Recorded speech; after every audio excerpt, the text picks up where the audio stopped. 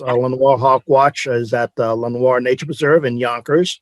It is not a full-time hawk watch, but this year we did get pretty good coverage, nearly all by me. In years past, we've had 2 or 3, 4 people help out, but this year was just almost all me. And unfortunately, because of the COVID situation, I would spend a lot more time there. Whoa, neat. But this is actually a view of the Hawk Watch a number of years ago from State Line Hawk Watch. The field has been redone. Some of those trees have been removed.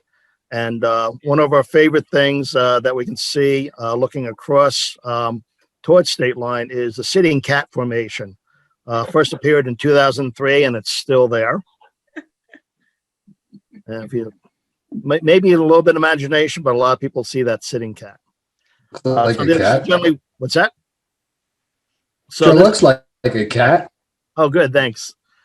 So this is us looking, and even though we're basically kind of pointing towards State Line, we really don't count too much that's passing over State Line. It's a bit too far away. We certainly ignore all those turkey vultures going back and forth all day long. We only tend to count vultures that are on our side and that are moving in the right direction. We have a big field there and a big lawn in front of the Lenoir Mansion. This year was great because we were able to really spread out, as you can see in the lower picture. So this year, we did pretty good. We set 2 records. I think for a lot of people, black vultures, we set a new record, as well as bald eagle. I did have to go out one day in December to break the bald eagle record. Our turkey vulture numbers were about average. Osprey was a little bit above average this year, though we've seen as many as 300 in a year. Northern Harriers were down. It seems in the last couple of years we don't see as many Northern Harriers. Sharpshins and Coopers are definitely down for us. I believe it was more of a case of conditions. A lot of our days, I don't know if everybody else would agree, we had a lot of clear blue skies. Oh yeah. And we're at a disadvantage. We're only at 300 feet elevation. And I think a lot of the Sharpies and Coopers were out of our detection range above us. We need another couple of 100 feet because a lot of times we would spot a larger hawk coming by and then get our binoculars on it, and lo and behold, we'll see a Sharpie or Coopers go by. So only the lower ones tend to be counted at our hawk watch. We were lucky; we did get 1 northern goshawk this year. Nice. Our red shoulders were definitely up this year. I think they came through later than normal. But again, not a record, but we thought we had really good red shoulder numbers. Broadwings are always hit or miss for us. We only had 1 decent day. That was the 19th of September. Where we had 1 big kettle, but we've seen as many as 3,000 in a year. Red tails were a little low, but I think they're still coming through. I think they're late. We did get lucky with golden eagle this year. And our falcon numbers were generally a little bit lower. Our kestrels tend to be higher if we can spend more afternoons. Kestrels are more of an afternoon thing for us. And if we're able to get out there more late afternoons, we probably would have had higher numbers. So again, it's more of a demonstration hawk watch. I think we introduced a lot of new people to hawk watching because it's an easy site to get to.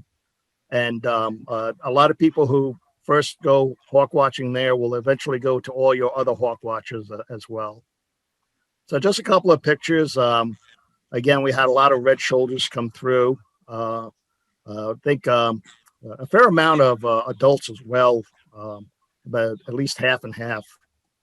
The other thing, almost every day we have ravens. Again, that's a new phenomenon over the last, 10, 15 years. But we saw almost every day interactions between ravens and the local red tails. the red-tails would chase the ravens would take the would chase the red-tails.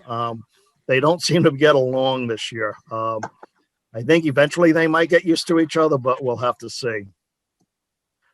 We do observe a lot of other migrants. I'm sure you got all the other hawk watchers do.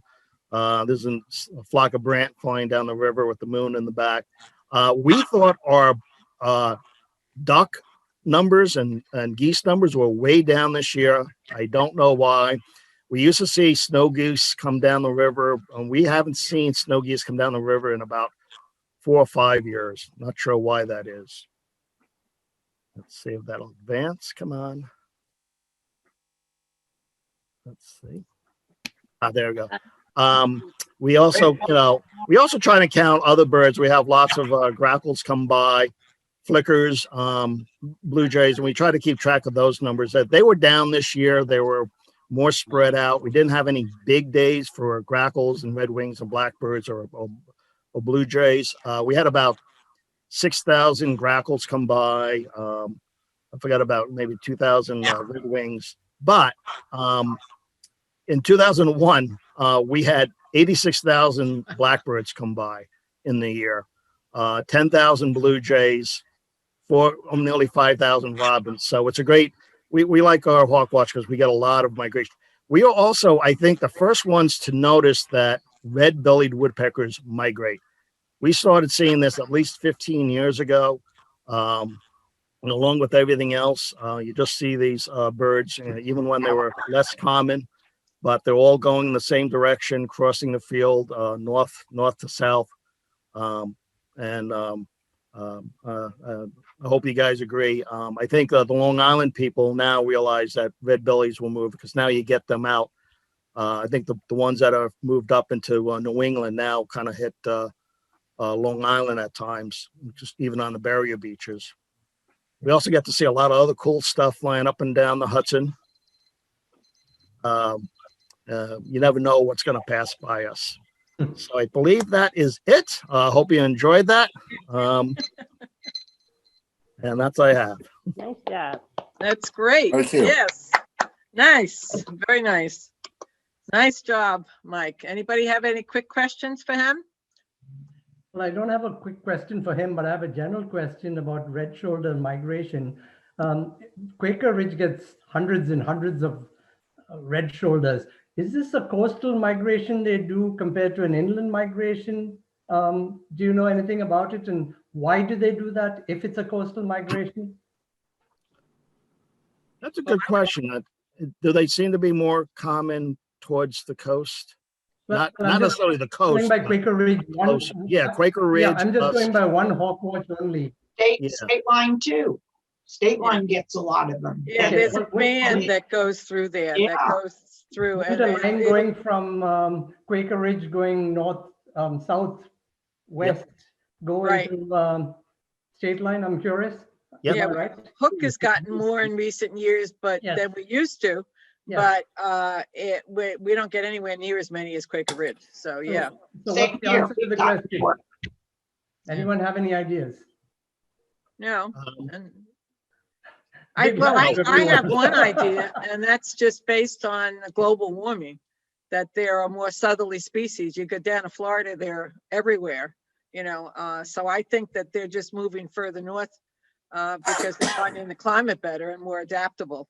And there may be more towards the coast where it's a little warmer. So the ones that are not on the coast, but just within the coast are seeing most of the migrants. Right. Mm-hmm. Well, I think the coast also plays a part in that the bird, if you get the northwesterly winds, it pushes the birds towards the coast. And if they're following the coast, then they're going to come across Quaker Ridge and State Line and head on down to Montclair.